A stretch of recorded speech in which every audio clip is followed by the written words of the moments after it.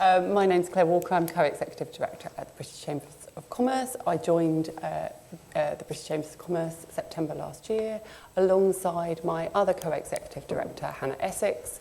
And together we are Walker Essex and one of the most senior job shares in the country. We're responsible for lobbying on behalf of our 53 chambers and our number of different 75,000 businesses that we represent. We're responsible for press, policy, public affairs, government relations, stakeholder engagement, marketing and communications in what has been the busiest year I think the organisation has ever seen.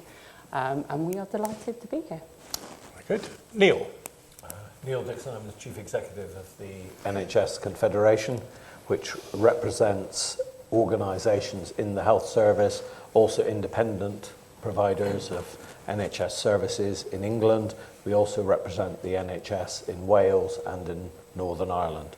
And the organisation is similarly a membership organisation which attempts to both speak to central government about what the concerns of the health service and all the aspects of the health service are, but also supports its members with information to understand what is going on in the wider world, which is an increasing task. John, you're not the person I thought I'd invited because you've changed. I have. I'm John McTurnan. I'm a journalist, a commentator, a political strategist, an experienced staffer. I've spent the bulk of my career either being a staffer to prime ministers or being a freelance journalist and columnist. I'm now a senior advisor at BCW, the third largest PR company in the world, part of the WPP family, and I am available for parties and bar mitzvahs. Okay, and I'm Neil Stewart. I'm the editorial director of the Narrowcast Media Group. Background in conferences, events, public policy, and in politics. I was Neil Kinnock's political secretary the last time the world went completely mad. Mm-hmm. So when one day I will learn to, here we go. When I invited everyone to come to this a few weeks ago, the plan was to look at how organisations, companies and associations plan for a disrupted policy agenda. What can you say with certainty about what government and policy in the year ahead will be? How can you plan positively? How can you build resilience to change into your organisation? And all of that has probably been thrown completely into the air in the past 2 weeks since then. Before I ask people to speak, I just want to put in two thoughts which have guided me. I do a programme of speeches for people who want to be chief executives and to be in charge. And I try and leave them with two ideas. The first one is that if they're going to be in charge of a big organisation, they need to recognise that their job has a political persuasion role, not party political.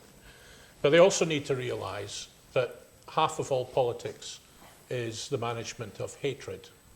I say this because when I was employed by Neil Kinnock, I asked him what he wanted me to do.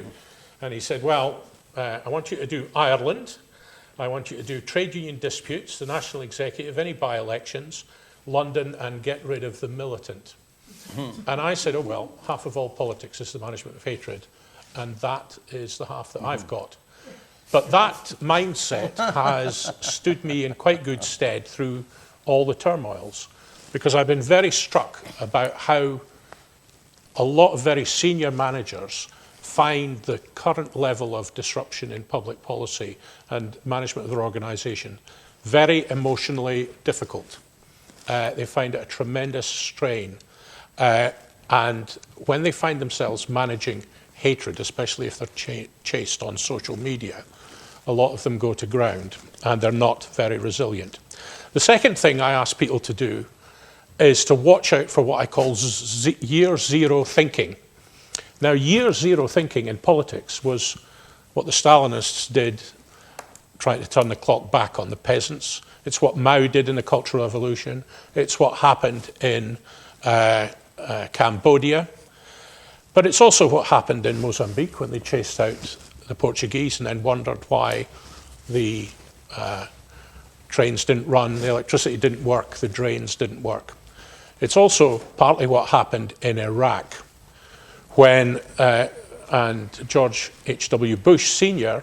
makes it very clear what he thought of what happened after the initial Iraq War, when they tried to turn things right back and expel all the members of the Ba'ath Party and discovered that they'd thrown out the museum administrators, the electricity managers, because they had a year zero mentality.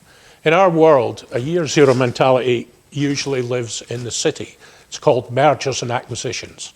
It says if we change the spreadsheet, the world will change to it. And I think we've been seeing quite a lot of year zero thinking, that it's going to be easy to change, to swap, to turn it back if we can show a spreadsheet. So those are my two things to warn about in resilience. One is people have to accept that conflict is a constant presence and often it feels like hatred. And the second one is watch out for year zero thinking, where people can say, you just switch it all back. The Greeks call it deus machina, where a piece of machinery swings in and just solves the hopeless plot. And there's a bit of that going on at the moment. So that's my tuppence worth.